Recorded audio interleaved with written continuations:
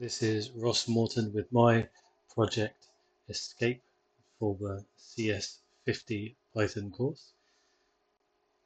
This is the code which I have created fight functions, checking input functions, as well as dice rolling functions here.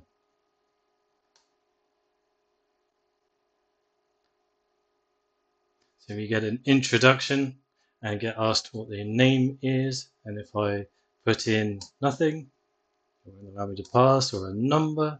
So let's go with Orin. And again, we are asked to decide which character we are.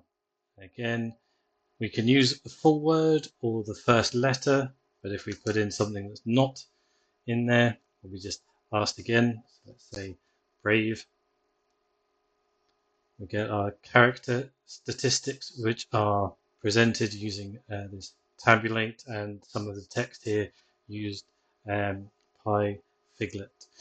Asked to choose a door, which will have either a monster or an empty passageway behind it. So let's go left. We have an empty door, so we're able to pass through it. Then we are faced again with another one. Let's try left again. This time we are faced with a gremlin. We're asked if we are ready to attack. And same again.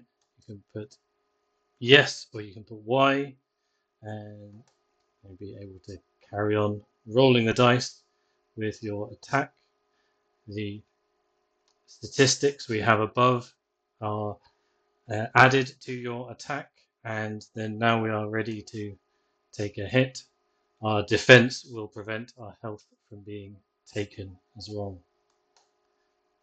So we'll carry on with this time saying yes.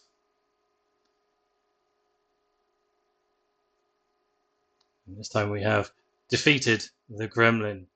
And, this has 3 rounds. So let's just choose left one more time. And this time we have an empty hallway, and we have successfully escaped the dungeon.